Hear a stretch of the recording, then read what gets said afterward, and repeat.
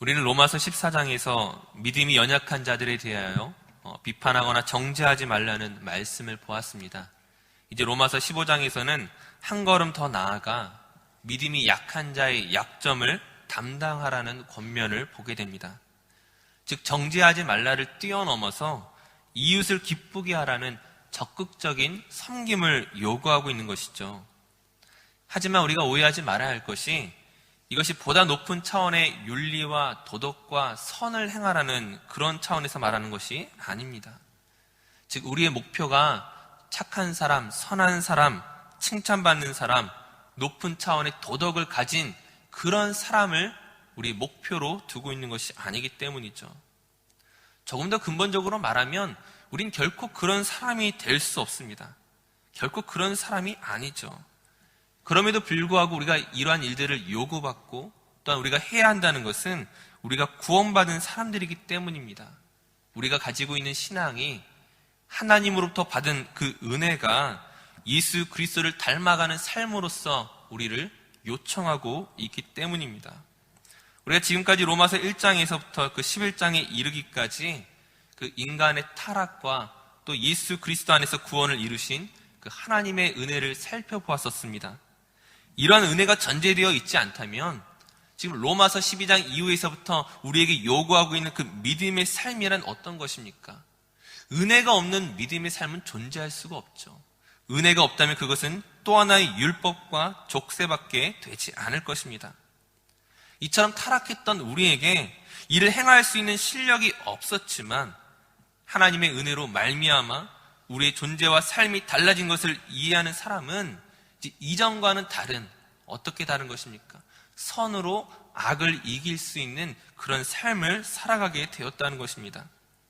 그러므로 이웃을 정죄하지 않고 그들의 약점을 내가 담당하고 내가 짊어지고 그들을 세워가는 것은 우리에게 단지 무거운 부담이 아니라 우리가 감당할 수 없는 그런 짐이 아니라 하나님의 은혜를 우리의 몸으로 증명해내는 감사요, 신앙이며 헌신이고 다짐인 것입니다.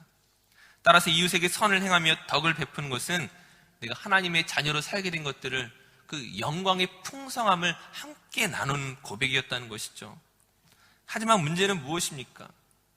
우리가 하나님의 은혜를 입은 자이고 하나님의 그 보냄을 받은 자이지만 막상 우리에게 주어진 이 삶의 자리에서 선을 행한다는 것이 무척이나 어렵다는 것이죠.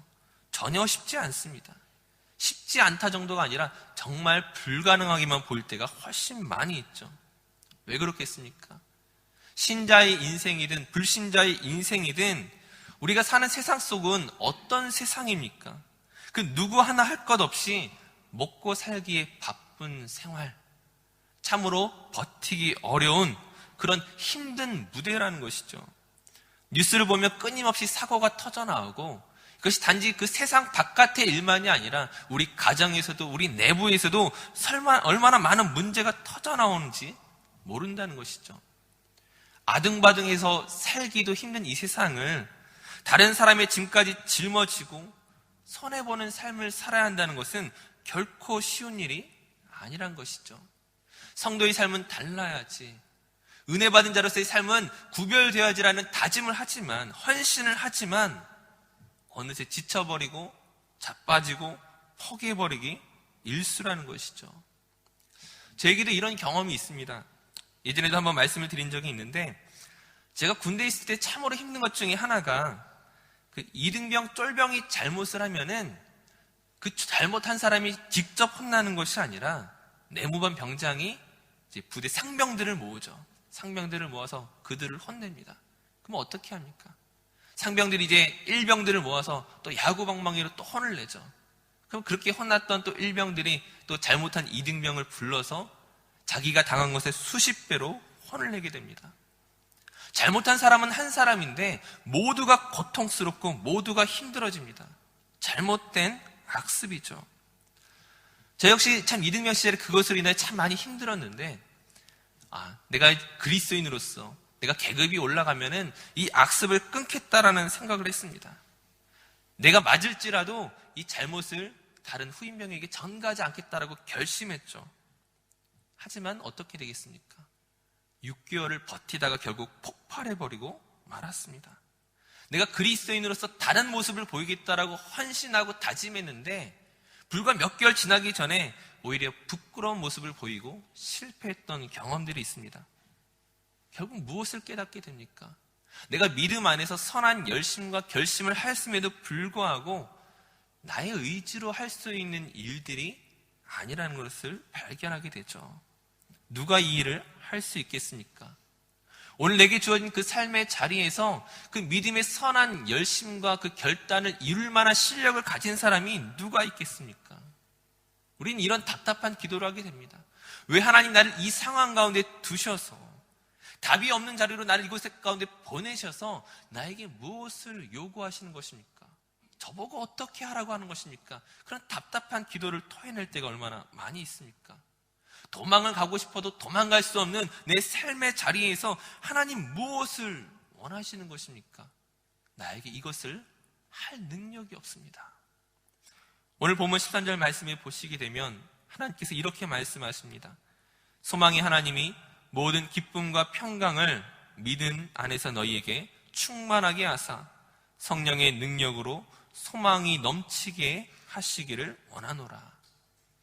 우리가 지금 살고 있는 내 삶의 자리가 내가 그냥 온 것이 아니라 성령 하나님께서 우리를 이곳 가운데 이끄신 자리임을 알아야 됩니다. 내가 답을 낼 수 없는 이 자리에 하나님께서 일하시는 것들을 봐야만 한다는 것이죠. 우리의 선한 결심과 다짐, 열심을 가지고서 과연 성공했느냐 실패했느냐 하나님은 그것을 보시지 않습니다. 그것을 따지시고자 하시는 것이 아니죠.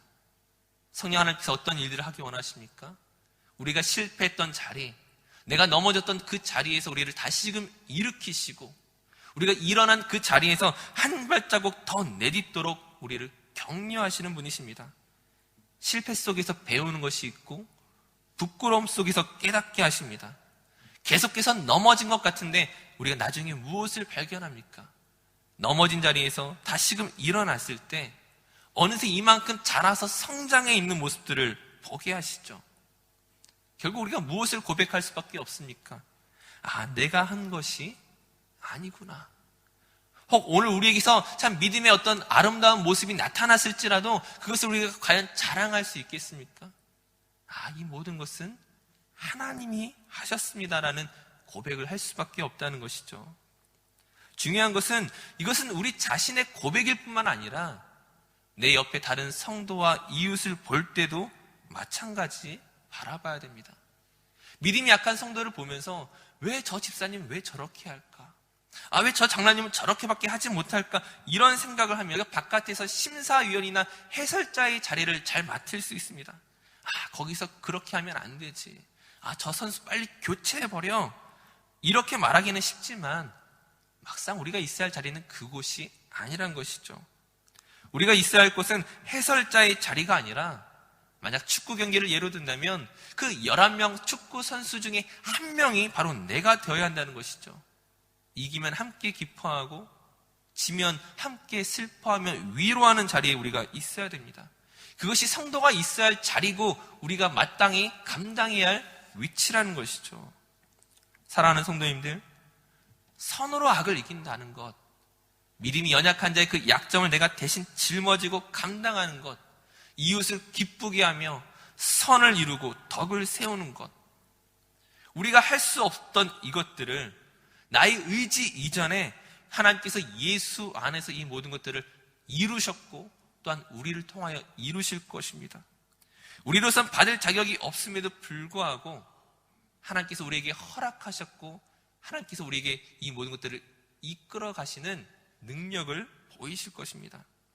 물론 더 많은 경우에 있어서 우리가 실패를 경험하겠지만 쉽게 화를 내고 참지 못하고 비난하고 손가락질 할지 모르겠지만 그래서 주일이면 말씀을 듣는 가운데 그 부끄러운 우리의 모습 앞에 하나님 앞에 감히 고개를 들 수 없는 그런 우리 자신의 모습을 볼 수 있겠지만 그러나 과연 포기하시겠습니까? 은혜를 받은 우리는 포기할 수 없다는 것이죠. 할 수 있는 만큼 다시금 하셔야 된다는 것입니다. 무엇을 해야 되겠습니까? 오늘 여러분과 만나는 이웃들에게 선을 행하는 것이죠. 그들에게 고마워하고 감사하고 따뜻한 위로의 한마디를 통하여 그들을 격려하는 것입니다. 기쁜 마음으로 손해를 보고 베풀고 나누는 인생을 사는 것입니다.